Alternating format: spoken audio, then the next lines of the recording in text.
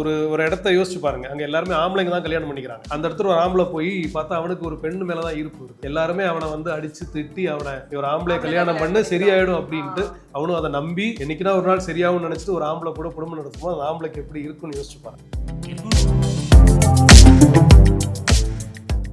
ஒருத்தர் நீங்க அப்ரோச் பண்ணும்போது அவங்களோட ரியாக்ஷன் எப்படி இருந்துச்சு, அதை அவங்க எப்படி எடுத்துக்கிட்டாங்க? இவங்க எல்லாருமே சொன்னதுனால தான் இவங்க இதுல நடிச்சு நம்ம பேசிக்கிட்டு இருக்கோம். அதுக்கு முன்னாடி நிறைய பேர் அதை ரிஜெக்ட் பண்ணியிருக்காங்க.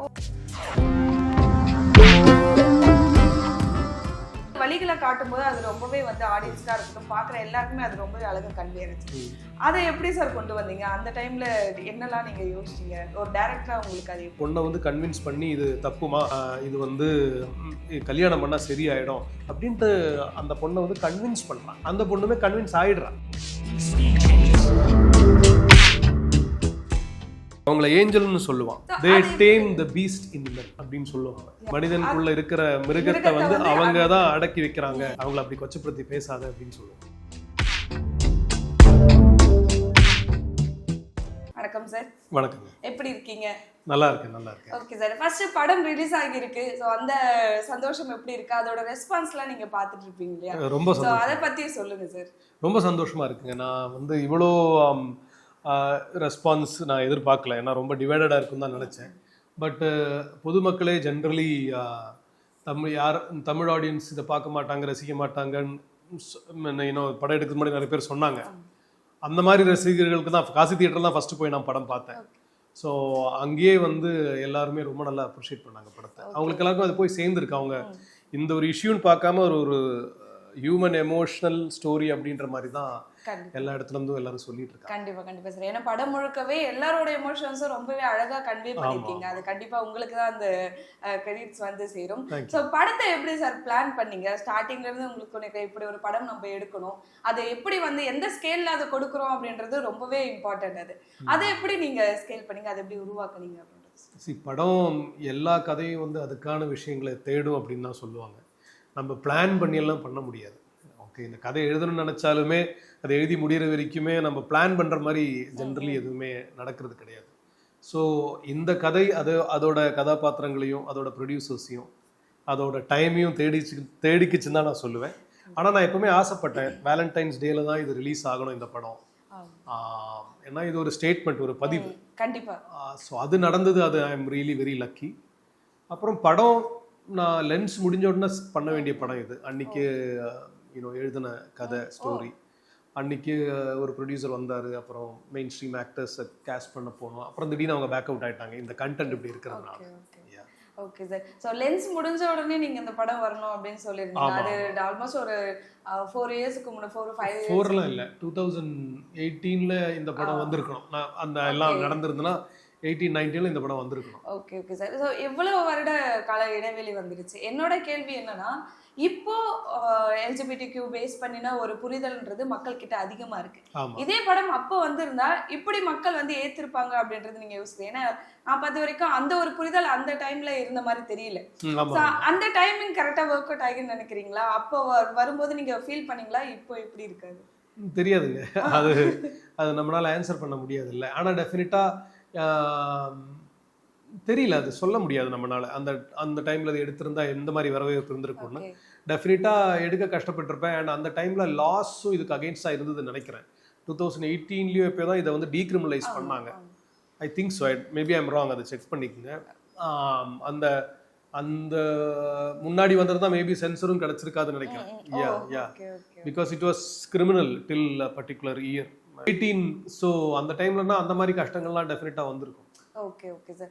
ஸோ படத்தை வந்து நம்ம அந்த ஸ்கேலிங் கொண்டு போகிறது தான். ஸோ எவ்வளோ எமோஷன்ஸ், ஏன்னா வந்து இப்போது இப்படி ஒரு டிஃப்ரெண்டான ஒரு வேர்ல்டு இருக்குது. இந்த நம்ம கூடயே தான் இவங்க எல்லாருமே இருந்துருக்காங்க. நம்மளோட சக மனுஷங்க தான் டிஃப்ரெண்ட்டாக பார்க்கக்கூடாது அப்படின்றத நிறைய விதங்களில் நிறைய பேர் வந்து வெளிப்படுத்திட்டு இருக்காங்க. அது வந்து கோவமாக இருக்கலாம், இல்லை போராட்டமாக இருக்கலாம், இல்லைன்னா வந்து ஒரு ரிலே மாதிரி நடக்குது, அந்த மாதிரி நிறைய விஷயங்கள் இருக்குது. ஆனால் ஒரு படத்துக்குள்ளே வரும் அப்படின்னும் போது எல்லாமே அதில் கன்வே ஆகணும். அதில் இருக்க ஃபேமிலி எப்படி வந்து அதை ரியாக்ட் பண்ணுறாங்க, முக்கியமாக அவங்களோட அம்மா அப்பா எப்படி ரியாக்ட் பண்றாங்க, அது எல்லாமே. ஸோ அந்த கதையா இல்லைன்னா அதுக்கான டைலாக்ஸா தேடும்போது என்ன மாதிரியான இன்புட்ஸ்லாம் நீங்க வந்து ரிசர்ச் பண்ணது, அதெல்லாம் எப்படி நடந்துச்சு? நான் வந்து கதை எழுதும்போது ஜென்ரலி யார் கூடயும் டிஸ்கஸோ அப்படி பண்ண மாட்டேன். எனக்கு அப்படி எழுதுனா கதை வராது. எழுதிட்டு அதுக்கப்புறமா நான் டிஸ்கஸ். அதுக்கப்புறமா மோஸ்ட்லி என்னோட கோ டைரக்டர்ல எனக்கு ரொம்ப நெருங்கிய அவங்க கிட்ட தான் நான் அந்த ஒன் லைன் ஆர்டரும் அந்த இதை கொடுத்து யூனோ அதுவும் மோஸ்ட்லி லேக் இருக்கா இல்லை போர் அடிக்குதான்ற மாதிரி தான். கருத்து ரீதியாக வந்து நான் ஜென்ரலாக ஐ டோன்ட் டேக் இன்புட்ஸ். அது பிகாஸ் அது நம்ம இதை கன்ஃபியூஸ் பண்ணிடும். தப்போ சரியோ நம்ம வந்து அதை பட் எல்லாமே பண்ணி முடிச்சுட்டு நம்ம ஸ்க்ரீனிங்க்கு போகிறோம், இந்த படம் பண்ணுறோன்னா பொலிட்டிக்கலாக கரெக்டாக இதில் நம்ம எதாவது நம்மளுக்கு தெரியாமல் அவங்களுக்கு அந்த கம்யூனிட்டிக்கு அகெயின்ஸ்டாக நம்ம எதாவது சொல்லியிருப்போமோ நம்மளுக்கு தெரியாது. அப்போ அதுக்காக நான் வந்து அதை செக் பண்ணுறதுக்காக மாலினி ஜீவரத்னம் அப்படின்ற அவங்கள வந்து ஷூட்டிங் டைமில் அந்த டைமில் நான் வந்து அந்த ஸ்கிரிப்டை படித்து அந்த மாதிரி எதனா இருக்கான்னு பார்க்க சொல்லியிருந்தேன். 1-2 ஃபியூ சஜஷன் சொல்லியிருந்தாங்க, பெருசாக இல்லை, அது நல்லா தான் இருந்தது. And she help. அதே மாதிரி அவங்க லிஜோ கூட அந்த ஆக்டர்ஸ் கூடலாம் நான் அவங்கள பேச வச்சேன். அந்த அவங்களுக்கு அந்த இன்ஃபர்மேஷன்ஸ் எல்லாம் பாஸ் பண்ணுறதுக்கும் அவங்களுக்கு அந்த ஆக்ட் பண்ணுறதுக்கும் யூஸ்ஃபுல்லாக இருந்தது. Okay okay sir. ஸோ அந்த எமோஷன்ஸ் இது வந்து இந்த படம் முழுக்கவே இருக்கிற எமோஷன்ஸ் எல்லாமே டிஃப்ரெண்டானது. முக்கியமாக வந்து லெஸ்பியன் பேஸ் பண்ணி அப்படிங்கும்போது காதலாக நம்ம ஒரு ஆணு பெண்ணுக்கான காதல் வந்து நம்ம ஈஸியாக கொடுத்தலாம், அந்த ரொமான்ஸ்ன்றது ஈஸியாக கொடுத்துலாம். இது வந்து நம்ம எந்த ஸ்கேல் இருக்கணும், எந்த அளவுக்கு இருக்கணும், எப்படி அதை வந்து வெளிப்படுத்தணும் அப்படின்ற நிறைய விஷயங்கள் வந்து ஒரு டைரக்டராக அவங்க நடிக்கிறவங்களுக்கு எல்லாருக்குமே அதை சொல்லும்போது அதை கரெக்டாக கன்வே ஆகணும், அது கரெக்டாக ஸ்க்ரீனில் வரும். அது கண்டிப்பாக ரொம்பவே அழகாக அதில் வந்து ரிஃப்ளெக்ட் ஆகினே சொல்லலாம். எனக்கு பர்சனலாக பார்க்கும்போது அது ரொம்பவே நல்லா இருந்துச்சு. ஏன்னா ஒரு நார்மல் ரொமான்ஸ் அப்படி இல்லாமல் அவங்களோட ரொமான்டிக் எப்படி இருக்கும், எப்படிலாம் அதை வந்து வெளிப்படுத்திப்பாங்க, எப்படி அவங்களோட காதல் துவங்கும் அப்படின்ற நிறைய விஷயங்கள் காட்டியிருந்தீங்க. ஸோ அதை நீங்கள் ஒருத்தருக்கா ஒரு கேரக்டராக நீங்கள் வந்து ரோகிணி மேமா இருக்கலாம், இல்லைன்னா வந்து லியோஜா வந்து அவங்களுக்கு சொன்னதாக இருக்கலாம், எல்லாருக்கும் எப்படி அதை வந்து சொன்னீங்க, அவங்க எப்படி எடுத்துக்கிட்டாங்க சார்? ஒருத்தரும் நீங்கள் அப்ரோச் பண்ணும்போது அவங்களோட ரியாக்ஷன் எப்படி இருந்துச்சு, அதை அவங்க எப்படி எடுத்துக்கிட்டாங்க? எல்லாருமே வந்து ரொம்ப பாசிட்டிவாக தான் எடுத்துக்கிட்டாங்க. கதை கொடுத்த உடனே எல்லாருமே இமீடியட்டாக பண்ணுறேன்னு இவங்க எல்லாருமே சொன்னதுனால தான் இவங்க இதில் நடித்து நம்ம பேசிக்கிட்டு இருக்கோம். அதுக்கு முன்னாடி நிறைய பேர் அதை ரிஜெக்ட் பண்ணியிருக்காங்க. படத்தை பண்ண முடியாது, இது என் கரியரில் இந்த டைமில் பண்ண முடியாதுன்னு சில பெரிய நடிகைகளும் சொல்லியிருக்காங்க. சிலவங்களது பட்ஜெட் ரொம்ப அதிகமாக இருந்தது, எங்களால் அவங்கள அஃபோர்ட் பண்ண முடியல. அந்த மாதிரி சில விஷயங்கள்லாம் போயிருந்து. பட் நான் வந்து ரொம்ப ஹாப்பியாக ஏன் இருக்கேன்னா, பார்க்குறவங்க எல்லாருமே என்ன சொல்கிறாங்கன்னா, இவங்களை தவிர வேற இது யாருமே பண்ண முடியாது, casting wise they are perfect அப்படின்னு. நான் தான் சொன்னேன் இல்லைங்களா, கதை தான் ஒன்று தேடும், நம்ம வந்து பிளான்லாம் பண்ண முடியாது, அது அங்கே போய் சேரும், அந்த மாதிரி நடக்கும்னு ஒன்று இருக்கு. ஓகே சார், கண்டிப்பா. ஏன்னா அந்த டைமிங்கா இருக்கட்டும், இல்லைன்னா அதுல நடிச்சிருக்கிற நடிகர்களா இருக்கட்டும், எல்லாருமே பர்ஃபெக்டா இந்த கதைக்கு வந்து அப்படியே ஒன்றி இணைஞ்சிருக்காங்க. அது கண்டிப்பா யூனிவர்ஸ் நடத்தின ஒரு மேஜிக்னே சொல்லலாம். இதுல நாங்க வந்து ரோகிணி மேம் வந்து ஆல்ரெடி நிறைய மூவிஸ்ல பார்த்திருக்கோம், ஆனா டிஃப்ரெண்டா ரொம்ப வருடங்கள் கழிச்சு பார்த்திருக்கோம். வினித் அவர் தான் எப்படி அந்த ஒரு ஸ்பார்க் வந்துச்சு, அவரை வந்து இந்த படத்துக்கு கூப்பிடலாம்? ஏன்னா அடுத்தது ஒரு படங்கள்ல அவங்க அவரோடது பார்க்கவே இல்லை, எப்போ வருவாரு அப்படின்றத எதிர்பார்க்கிற நிறைய ஹீரோஸ்ல அவரும் ஒருத்தர். அடுத்தது எப்போ ஸ்கிரீன்ல பார்ப்போம் அப்படின்றது அது எப்படி நடந்துச்சு சார்? அதான் அந்த கேரக்டர் தான் நான் லாஸ்ட் கேஸ்டிங் பண்ணேன். ஷூட்டிங் இது ஆஃபீஸ் எல்லாம் போட்டு ஆல்மோஸ்ட் ஷூட்டிங் டேட் ரொம்ப நியராக வந்துட்டு இருக்கு. இந்த கேரக்டர் மட்டும் நிறைய இங்கே இருக்கிற குணச்சித்திர நடிகர்கிட்டலாம் நான் பேசினேன். மெயின் ஸ்ட்ரீமில் இருக்கிற ஒருத்தர் வந்து என்னோட ரூம் ரொம்ப சின்னதாக இருக்கு, கொஞ்சம் ரீரைட் பண்ணிட்டு வாங்கலாம் கூட சொன்னாங்க. அப்படி இருக்கும்போது தான் நான் வந்து என்னோட ஏடி ஒருத்தர் வந்து தெலுங்கு படத்துல வந்து ஒரு கிளிப்பு காமிச்சார். அவர் அதில் ஏதோ ஒரு படத்துல ஹீரோயினுக்கு அப்பாவை நடிச்சிருந்தார்.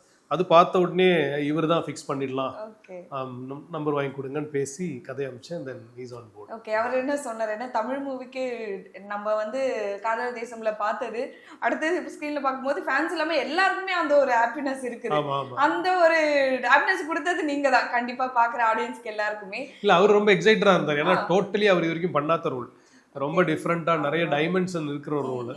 He was very excited as an actor. Actors எப்பவுமே அப்படிதான், அந்த மாதிரி ரோல் வந்து அவங்களுக்கு அது ஓகே ஓகே சார். ஸோ லொக்கேஷனாக இருக்கட்டும், அதில் யூஸ் பண்ண கலர்ஸாக இருக்கட்டும், ஸோ அது எல்லாமே ரொம்பவே அழகாக இருக்குது. ரொம்பவே வந்து டார்க்காக கிரே அப்படி போகாம இல்லை, இது முழுக்க முழுக்க ஒரு ரொம்ப ஃபீல் குட் காதல் கதையாக இருக்கணும் அப்படின்னு தான் நான் வந்து இதை எடுத்திருக்கேன்.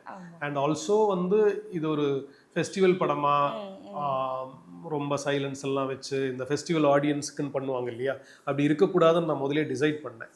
இங்க இருக்கிற ஜென்ரல் பப்ளிக் இதை பார்க்கணும், அவங்களுக்கு போய் சேரணுன்றதுனால தான் கலர்ஃபுல்லாக மட்டும் இல்லை, ஒரு ஜென்ரல் தமிழ் சினிமாவில் வர்ற கான்வர்சேஷன்ஸ் அந்த மாதிரியான விஷயங்கள் தான் நான் வந்து மோஸ்ட்லி யூஸ் பண்ண ட்ரை பண்ணியிருக்கேன். ஓகே ஓகே சார், கண்டிப்பா. ஏன்னா வந்து இது பேஸ் பண்ணி நிறைய மூவிஸ்ல வந்து ஒரு கேரக்டரா இல்லைன்னா வந்து ஒரு சின்ன ஒரு பார்ட்டா அப்படி பார்த்துருக்கோம். அது எல்லாமே எப்படின்னா ஒரு அவேர்னஸ் கொடுக்குற மாதிரி வந்துட்டு போயிடுவாங்க. அது வந்து இப்படி ஒரு விஷயம் இருக்கு, அதுக்கு நாங்கள் சப்போர்ட் பண்றோம் அப்படின்ற மாதிரி. ஆனா ஒரு மூவியா அப்படி பார்க்கும்போது அதுலயுமே நான் நோட் பண்ணது என்னன்னா, அதுல வந்து ஒரு இப்படி இருந்துட்டு இருக்காங்க, அவங்களோட லைஃப் எப்படி இருக்கு அப்படின்றத ஒரு கருத்து ரீதியா சொல்லாம அது ஒரு ரொமான்ஸா அது ஒரு ஃபேமிலிக்குள்ள ஸ்டோரியா கொண்டு போயிட்டு அப்படி கொண்டு வந்தது எல்லாமே ரொம்பவே சூப்பரா கன்வே ஆயிடுச்சு. சரி, நம்ம வீட்லயும் ஒரு பிள்ளை அப்படி இருந்தா எப்படி வந்து அவங்களை ஹேண்டில் பண்ணோம் அப்படின்ற நிறைய விஷயங்கள் காட்டியிருந்தாங்க. இதுல நிறைய காமெடிஸ் அப்படின்ற மாதிரியா இருக்கலாம், இல்லைன்னா வந்து அந்த அம்மா பொண்ணு உறவு வந்து எப்படி இருக்குது அப்படின்ற ஸ்டார்டிங்ல காட்டினதா இருக்கலாம். அது எல்லாமே அழகா கொண்டு போயிருந்தீங்க.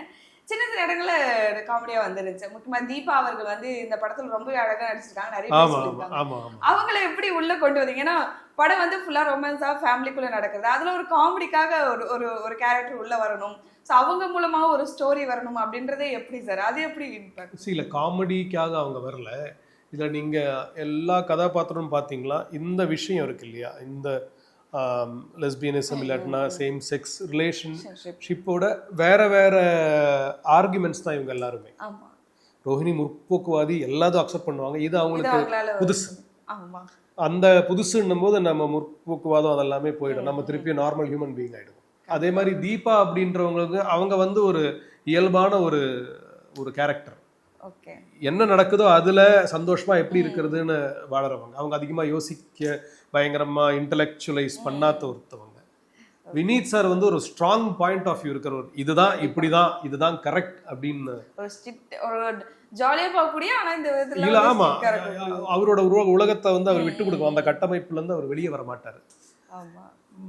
ஃப்ரெண்டு கேரக்டர் கலேஷ் பண்ணியிருந்த, அதாவது ரவீந்திராவோட கேரக்டர் நீங்க பாத்தீங்கன்னா இதை எப்பயாவது புரிஞ்சுக்கணும்னு ட்ரை பண்ற ஒருத்தர். ஸோ இது எல்லாமே நம்ம மனசுக்குள்ள நடக்கிற போராட்டங்கள் தான். இந்த ஒவ்வொரு கேரக்டரும் இஸ் யுவர் செல்ஃப். ஆக்சுவலி நமக்குள்ள என்ன எமோஷன் இருக்கோ அது ஒரு கேரக்டர், அது ஒவ்வொன்று நமக்குள்ள அந்த மாதிரி முற்போக்குவாதி இருக்காங்க, இருக்கிறது இருந்துட்டு போட்டோன்னு நினைக்கிறோங்க. பட் எந்த எமோஷன் நம்மளுக்கு அதிகமாக இருக்கோ அதுதான் நம்மளோட பர்சனாலிட்டியாக மாறுது. அது நமக்கே தெரியும். ஆக்சுவலாக நம்ம இருந்து யோசிச்சா நமக்கு தெரியும் அது.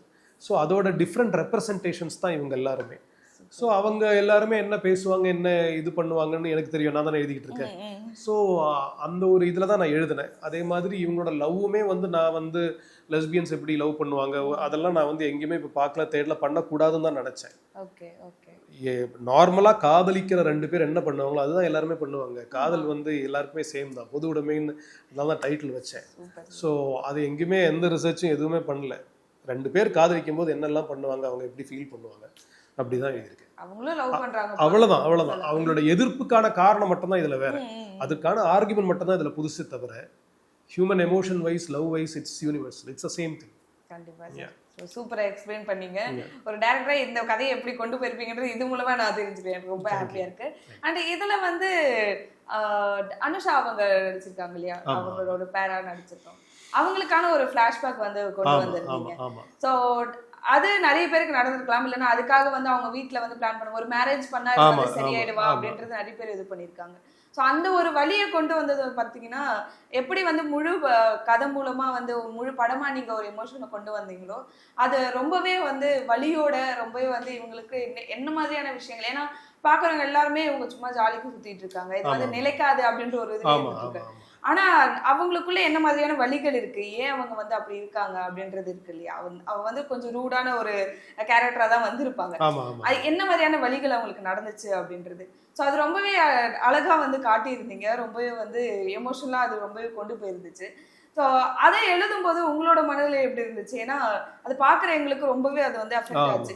ஏன்னா வந்து இவங்க எப்படி இருக்காங்க த்ரூ அவுட் மூவி ஃபுல்லாக நீங்கள் எக்ஸ்பிளைன் பண்ணது ஒரு விதத்தில் இருந்தாலுமே அவங்களோட வழிகளை காட்டும்போது அது ரொம்பவே வந்து ஆடியன்ஸ்க்காக இருக்கட்டும், பார்க்குற எல்லாருக்குமே அது ரொம்பவே அழகாக கன்வே ஆச்சு. அதை எப்படி சார் கொண்டு வந்தீங்க? அந்த டைம்ல என்னெல்லாம் நீங்கள் யோசிச்சீங்க ஒரு டைரக்டரா உங்களுக்கு? அது எப்படி இது அந்த கேரக்டர் கிரியேட் பண்ண காரணம் என்னன்னா, இவங்க ஃபேமிலியோட நேர ஆப்போசிட். அதில் அம்மா பொண்ணு ரொம்ப ஃப்ரெண்ட்லி, முற்போக்குவாதி. இந்த விஷயத்த இவங்க ஹேண்டில் பண்ற விதம் தான் நம்ம படத்துல காட்டுறோம். அவங்க கிராமத்துல இருக்கிறவங்க, அவங்க வந்து சுத்தி இருக்கிறவங்க என்ன சொல்லுவாங்க, அந்த அவமானம் அண்ட் 100% அவங்க அதை புரிஞ்சுக்கவே மாட்டாங்க. அவங்க வந்து டெஃபினட்டா அவங்களோட பொண்ணை வந்து கன்வின்ஸ் பண்ணி இது தப்புமா, இது வந்து கல்யாணம் பண்ணால் சரியாயிடும் அப்படின்ட்டு அந்த பொண்ணை வந்து கன்வின்ஸ் பண்ணுறாங்க. அந்த பொண்ணுமே கன்வின்ஸ் ஆயிடுறான். இப்படி நிறைய பேர் வாழ்ந்துட்டு இருக்காங்க இப்போ அந்த கஷ்டத்தோட, அந்த பெயினோட, அந்த வலியோட, அவங்க குடும்பத்துக்காகவும் சமூகத்துக்காகவும் சாக்ரிஃபைஸ் பண்ணி வாழ்ந்துக்கிட்டு இருக்காங்க. இன்னும் அந்த ரிவர்ஸில் நீங்கள் யோசிச்சு பாருங்க, ஒரு ஆம்பளை இன்னொரு ஆம்பளையை கல்யாணம் பண்ணி சமூகத்துக்காக ஒரு ஒரு ஒரு இடத்த யோசிச்சு பாருங்க, அங்கே எல்லாருமே ஆம்பளைங்க தான் கல்யாணம் பண்ணிக்கிறாங்க. அந்த இடத்துல ஒரு ஆம்பளை போய் பார்த்தா அவனுக்கு ஒரு பெண்ணு மேலே தான் ஈர்ப்பு வருது. எல்லாருமே அவனை வந்து அடித்து திட்டி அவனை ஒரு ஆம்பளையை கல்யாணம் பண்ணு சரியாயிடும் அப்படின்ட்டு அவனும் அதை நம்பி என்னைக்குன்னா ஒரு நாள் சரியாகும்னு நினச்சிட்டு ஒரு ஆம்பளை கூட குடும்பம் நடத்துமோ அந்த ஆம்பளைக்கு எப்படி இருக்குன்னு யோசிச்சு பாருங்க. அதுதான் நிறைய பெண்கள் இல்லை நிறைய ஆண்களும் கேஸ் வந்து நார்மல் ஒரு பொண்ணை கல்யாணம் பண்ணி வாழறவங்க எல்லாருமே அவங்க சாவர வரைக்கும் அதை அனுபவிச்சு கஷ்டப்பட்டு சித்திரவதைப்பட்டு தான் அவங்க வாழ்ந்துட்டு இருக்காங்க அப்படின்றது நான் நினைக்கிறேன். நிறைய பேரை பற்றி நான் கேள்விப்பட்டிருக்கேன்.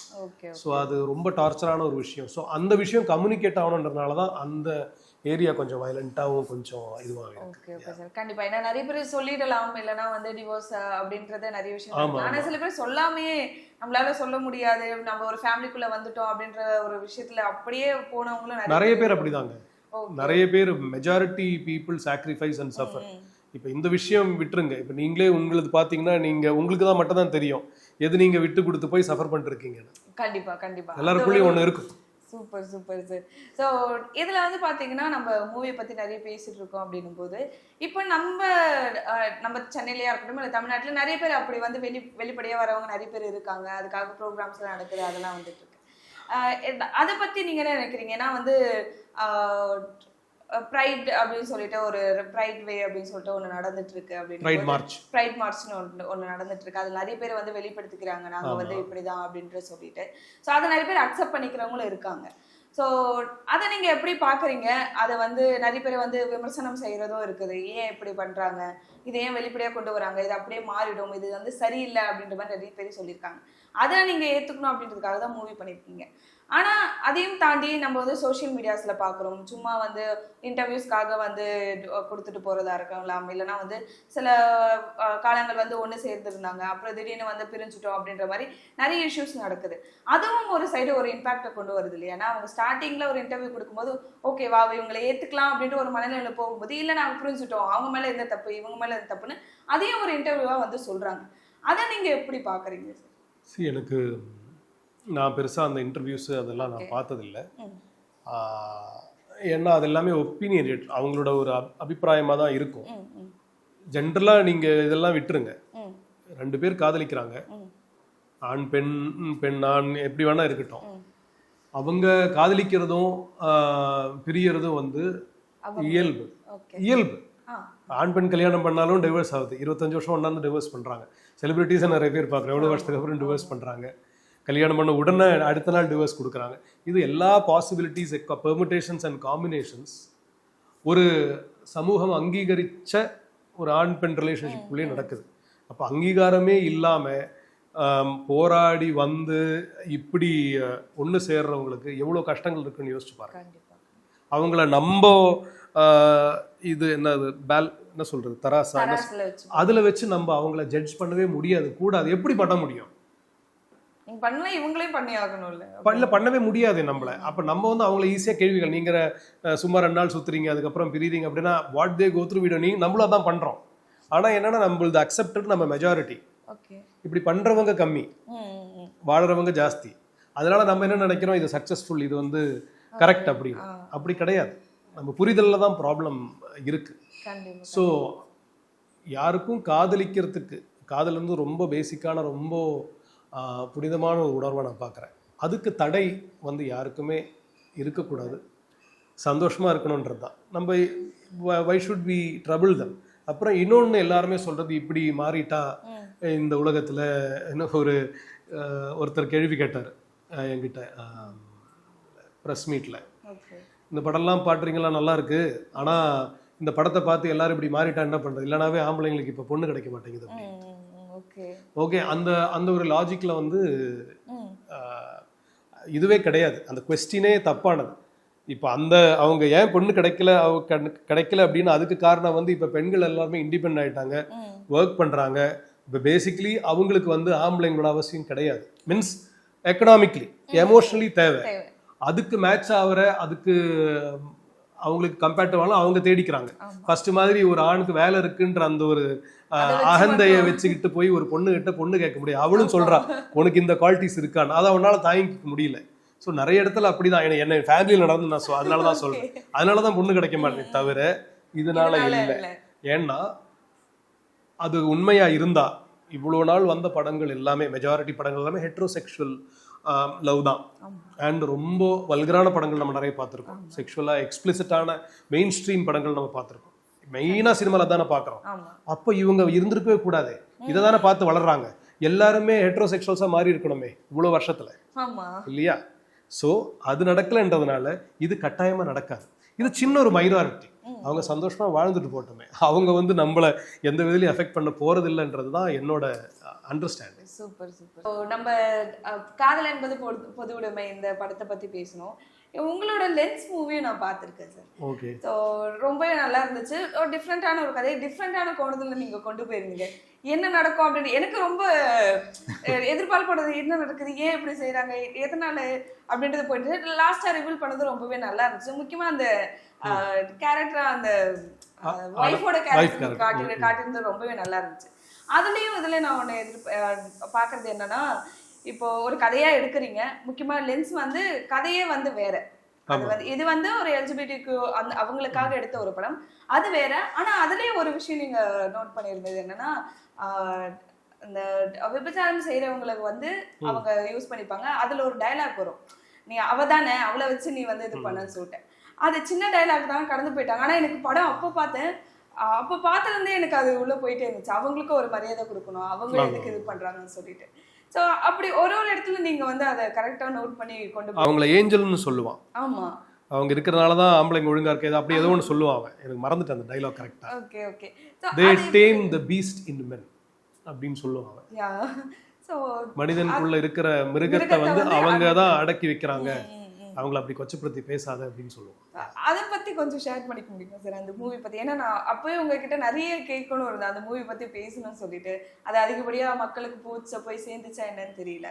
பட் எனக்கு அந்த மூவில அந்த ஒரு விஷயம் ரொம்ப பிடிச்சிருக்கு சார். அவங்க அந்த கேரக்டர் கேர் பண்ணி கொண்டு போனது, அவங்கள அந்த ஒரு டைலாக் ரொம்பவே சூப்பரா இருந்துச்சு. ஸோ அதை பத்தி கொஞ்சம் ஷேர் பண்ணிக்கோங்க. அதுதான் அது அந்த படம் என்னோட ஃபர்ஸ்ட் படம். அந்த ஒரு இஷ்யூவை எடுத்து, அதாவது அந்த டைம்ல இவ்வளோ இன்டர்நெட் இதாகலை, பட் அந்த டைமில் இந்த நிறைய ஹிடன் கேமராஸ் வச்சு அந்தரங்கங்கள்லாம் வெளியே வர ஆரம்பிச்சு. காலேஜ் பசங்க நிறைய பேர் அதனால சூசைட் பண்ணியிருந்தாங்க. அது ரொம்ப அந்த டைம் நிறைய இருந்தது. அப்போது அது நிறைய பேர் ஷேரும் பண்ணுவாங்க, எனக்கும் வந்திருக்கு. யூனோ பசங்க இதெல்லாம் ஷேர் பண்ணிப்பாங்க. அப்போது என்னோட ஒரு ஆதங்கமும் ஒரு கேள்வியும் அதே தான் இருந்தது. இப்போ நம்ம வீட்டில் நமக்கு தெரிஞ்சு பண்ணுறது வேற, தெரியாமல் ஒரு விஷயம் வெளியே போகுது, அது எல்லாரும் பார்க்குறவங்களும் அது ஈக்குவலி ரெஸ்பான்சிபிள் தானே. ஸோ அந்த ஒரு தாட்ல இருந்தா அந்த படம் நான் கிரியேட் பண்ணேன், லைக் உருவாக்குனேன். யாருக்கும் தெரியாம நீங்க ஒருத்தர் எட்டி பார்த்து எடுத்து போட்டாங்கன்னா அதை பார்க்குற ஆளு நீங்களும் தானே எட்டி பார்க்குறீங்க, நீங்களும் பார்க்குறீங்க இல்லையா? So you are also equally partner in கிரைம்ன்ற மாதிரி உணர்த்துற ஒரு படமா இருக்கும்னு நினைச்சேன். அதான் அதோட மெயின் ஐடியா அந்த படத்தோட. தான் அந்த டயலாக் பத்தி சார். அதுதான். ஸோ இது இப்படி இருக்கிறதுனால பான் இருக்கு, நார்மலாவே நடிகர்கள் அதுல பான் ஆர்டிஸ்ட் நடிப்பாங்க, நடிச்சு அது ரொம்ப பாப்புலரா போயிட்டு இருக்கும். அண்ட் நீங்க பாத்தீங்கன்னா most shares, most likes, most இது எல்லாமே அதுக்கு தான் இருக்கும். பிகாஸ் மனிதனோட பேசிக் தேவை அது. ஆனா அதை பார்த்துட்டு அவங்கள நம்ம கொச்சப்படுத்தும். பாக்குற நீ இதுல கொச்சையே கிடையாது. இதுல இது அவங்க ப்ரொஃபஷனலா ஒண்ணு பண்றாங்க. உனக்கு எப்படி சாப்பாடு தேவை, உன்னோட தேவை, நீ அதை பாக்குற, அவ்வளவுதான், அதோட முடிஞ்சு போச்சு. You don't have a right to judge them or judge a prostitute. They are human beings, right? You go to them for a need and they are satisfying your need for money or whatever. நீங்க எப்படி அவங்கள கொச்சப்படுத்த முடியும்? You cannot. They are human beings. And அதனால தான் அந்த ஒரு இதுல இருந்தா அந்த டயலாக் அதை சுருக்கி, they tame the beast in men and they are angels, don't call them something else சொல்லுவான். Super super sir. ஸோ ரொம்பவே நல்லா இருந்துச்சு. அங்கே நம்ம காதல் என்பது பொது உடைமை அந்த மூவிக்கு வருவோம். ஸோ ரொம்பவே அழகா போயிட்டு இருக்கு. மக்களுக்கு ரொம்பவே ஈஸியாக கன்வே ஆகிற ஒரு விஷயம். ஏன்னா வந்து டயலாக்ஸாக இருக்கட்டும், இல்லைனா வந்து நம்ம கொண்டு போகிற கதைக்களமாக இருக்கட்டும், அதை கொஞ்சமே நம்ம ஸ்கேல் அதிகமாக்கி இருந்தால் ஒரு வெறுப்பு அந்த இது கூட போயிட்டு இருக்கும். இது வந்து எப்படி ஒரு வீட்டுக்குள்ளே நடக்குது, அதை ஒரு சட்டிலாக எப்படி நம்ம கொண்டு போய் சேர்க்குறோம் அப்படின்றது. அந்த ஒரு கேரக்டர் நீங்கள் டிசைன் பண்ண விஷயம் ரொம்பவே நல்லா இருந்துச்சு. அண்டு இதில் இன்னொரு ஒரு கேள்வி எனக்கு என்ன அப்படின்னு பார்த்தீங்கன்னா, அந்த அம்மாவோடது தான். ஏன்னா எல்லா வீட்டுங்களுமே வந்து பார்த்தீங்கன்னா அம்மா மேலதான் உடனே பிளேம் போயிடும். எவ்வளவுதான் வந்து அவங்க வந்து சம்பாதிக்கிற ஒரு அம்மாவா இருந்தாலும் சரி, இல்லைன்னா வந்து வீட்டை அவ்வளோ அழகா வந்து டெக்கரேட் பண்ணி பார்த்துக்கிற அம்மாவா இருந்தாலும் சரி, ஏதாச்சும் ஒரு சின்ன விஷயம் அது ஆணா இருக்கட்டும் பொண்ணா இருக்கட்டும், சின்ன விஷயம் நடந்தாலும் உடனே அம்மா மேல போயிடும். அதை கன்வே பண்ணது அதுவும் நல்லா இருந்துச்சு. அதுல ரொம்பவே சர்ப்ரைஸா இருந்தது. இப்ப எனக்கு சொல்ல முடியுமான்னு தெரியல, ஏன்னா இந்த மூவி போயிட்டு இருக்கு, நிறைய பேர் பார்த்துட்டு இருக்காங்க. அதுல அந்த அப்பா அம்மா டெரஸ்ல பேசும்போது அந்த அப்பா அம்மா அந்த எதுக்காக அவங்க வந்து பிரிஞ்சாங்க அப்படின்றத காட்டினது இருந்துச்சு. ரொம்பவே சின்ன விஷயம், ரொம்பவே வந்து ரொம்ப நேரம் எடுத்துக்காத ஒரு விஷயம். ஆனா அதை கொண்ட ஒரு பெண்ணோட ஒரு விஷயத்த வந்து அவங்களோட என்னதான் நீங்க வந்து அம்மா வந்து தூய்மை, அம்மா தாய்மை வந்து புனிதம் அப்படின்னு சொன்னாலுமே அப்படி இல்லைன்றது நிறைய பேர் சொல்லிட்டு இருக்காங்க. அது சொல்லும் போது என்ன ஆகுதுன்னா, இவங்க வந்து இவங்களோட சுயநலத்துக்காக சொல்றாங்க அப்படின்ற மாதிரி தான் நிறைய கன்வே ஆகுது. அவங்களுக்கு எவ்வளவு வலி இருக்கும், அவங்க மனநிலைமையில எவ்வளவு பாதிக்கப்படுறாங்க, அது அவங்களை எவ்வளவு அஃபெக்ட் ஆகுது அப்படின்றது இது பண்ணவே இல்லை. அதை சட்டுன்னு சொல்லிட்டு போயிட்டீங்க நீங்க. அதை கொஞ்சம் எலாபரேட் பண்ணி சொல்லிருக்கலாமேன்றது என்னோட கருத்து. அதை பத்தி கொஞ்சம் சொல்லுங்க. நம்ம இந்த இதுல அவங்க என்ன விஷயத்த பேசுறாங்கன்னு ஒண்ணு இருக்கு. அந்த விஷயம் பேசும்போது இவங்களுக்குள்ள இருக்க விஷயம் வெளியே வருதாங்க. வெளியே நம்ம சண்டை போடுற டைம்ல நம்ம திருப்பியும் நம்ம பழைய டாபிக்கே வந்துருவோம். அண்ட் மோரோவர் அங்க வந்து கரெக்டான ஒரு கட்டிங், ஏன்னா அந்த இடத்துல ஆடியன்ஸ் எல்லாருமே வந்து இவங்க 2 பேருக்கு என்ன ஆச்சுன்னு தான் பார்ப்பாங்க. அந்த இடத்துல நம்ம ரொம்ப நேரம் எடுத்துக்க முடியாது. அதனாலதான் கரெக்டா தீபாங்க வந்து கூப்பிடுறாங்க. புரியுதுங்களா? அப்போ வந்து அது ஒரு அவங்களுக்குள்ள ஒரு இது அண்டர்ஸ்டாண்டிங் கிடையாது, பட் அவங்க பாசிஃபை ஆகுறாங்க. அதுக்கப்புறம் தீபா வந்துடுறாங்க. அப்புறம் திருப்பி அவங்க அந்த இஷ்யூக்கு போறாங்க. மேபி அது போறதுக்கு முன்னாடி பேசியிருக்கலாம், பட் ஆனால் அது சினிமாக்கு தேவை, அந்த கதைக்கு தேவையில்லை. புரியுதுங்களா? ஸோ அதுதான் அந்த மேட்டர். அண்ட் இந்த நீங்க சொன்ன இந்த விஷயமே ரொம்ப சர்ப்ரைசிங்காகவும் இன்ட்ரெஸ்டிங்காகவும் தமிழ்ல நிறைய ரிவ்யூஸ் எல்லாருமே பாராட்டியதால இந்த இடம் அவங்களுக்கு அவங்க ஒத்துக்க மாட்டாங்க இந்த விஷயத்துக்கு டிவோர்ஸ் அப்படின்னு. ஆனா இது உண்மை. எனக்கு என்னோட ஃப்ரெண்டு விஷயத்துல இது நடந்தது, பட் அதுக்கப்புறம் டிவோர்ஸ் வரைக்கும் போச்சு, பட் அவங்க பண்ணிக்கல. பட் அது ரொம்ப சீரியஸ் ஆயிடுச்சு. ஏன்னா நிறைய ஆண்கள் நான் ஃப்ரெண்ட்ஸ் கிட்ட பேசியிருக்கேன், ஒரு பெண் வந்து அந்த மாதிரி இந்த மாதிரி ஒரு குழந்தைய நான் பெற்றுக்க மாட்டேன், பட் லவ் பண்ணலாம் அப்படின்னா அவங்க லவ் பண்ண முடியாது அவங்களால. அப்படி இருக்கிற பொண்ணு கூட நான் இப்படி இருக்கிறது அப்படின்னு நிறைய பேர் என்கிட்ட சொல்லியிருக்காங்க. ஸோ அது ஒரு ஆணோட டீப் சைக்கலாஜிக்கல் இவ்வளோ நாள் வந்த ஒரு விஷயம் இருக்குல்ல, நம்மளோட எவல்யூஷன்ல இருந்து வர்ற ஒரு விஷயம். அது உண்மை, அது உளவியல் ரீதியாக அது ரொம்ப உண்மையான விஷயம். நம்ம இங்கே கல்ச்சரலி அக்செப்ட் பண்ண முடியல. ஸோ இதனால தமிழ் ரிவ்யூவர்ஸ் நிறைய பேர் அந்த விஷயத்த இது மட்டும் ஒத்துக்க முடியல அப்படின்ற மாதிரி போட்டிருந்தாங்க. But I understand. Okay okay, கண்டிப்பா பெண்களுக்கு இது நிறையவே வந்து ஆமா எஸ் அவங்க போயிருக்கும்னு நினைக்கிறேன். டெஃபினட்டா நான் சொல்ல நினைச்சேன், நான் ரொம்ப நாள் மனசுல நினைச்சிட்டு இருந்ததை சொல்லிட்டாங்க, எனக்காக ஒரு குரல் அங்க பேசியிருக்கு அப்படின்றத கண்டிப்பா எல்லாருமே ஃபீல் பண்ணுவாங்க. இல்ல தீபாவோட கேரக்டர் வந்து ரொம்பவே நல்லா இருந்துச்சு. ஒரு அது வந்து நம்ம வேலை செய்யற இடம்னு பார்க்கல, அது வந்து தன்னோட வீடு, தன்னோட பிள்ளை, நம்ம இருக்கிற இடம் அப்படின்ற மாதிரி பார்த்துங்க. லாஸ்டா அவங்க வந்து ஒரு விஷயம் பண்ணுவாங்க, அது வந்து எனக்கே கொஞ்சம் நெருடலா இருந்துச்சு. இன்னொன்னு அவங்க குடுக்கும்போது நினைச்சேன் இது சொல்ல போறேன், ஏன்னா ஃபுல்லாவே வீட்டுக்குள்ள நடக்குது, அந்த வீட்டுக்குள்ளேயே இதை வச்சு முடிச்சிடலாம் அப்படின்றது எப்படி சார்? அது பட்ஜெட் தான். அப்போ திருப்பியும் பட்ஜெட்ல பண்ணணும்னா ஒரே லொகேஷன்ல ஒரு கதை பண்ணணும்.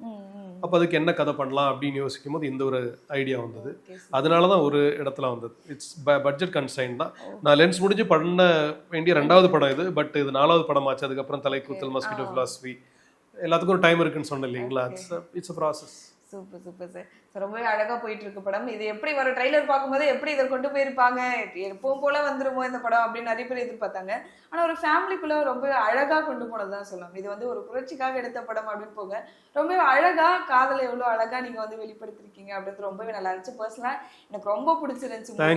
ரொம்பவே என்ஜாய் பண்ண மீன்ஸ் ரொம்பவே அதுல ஒன்றி போயிட்டேன் அப்படின்னு சொல்லலாம். எவ்வளவு அழகா கொண்டு போயிருக்காங்க அப்படின்றது. ரொம்ப நன்றி சார் எங்களுக்காக ஒரு இன்டர்வியூ கொடுத்தது.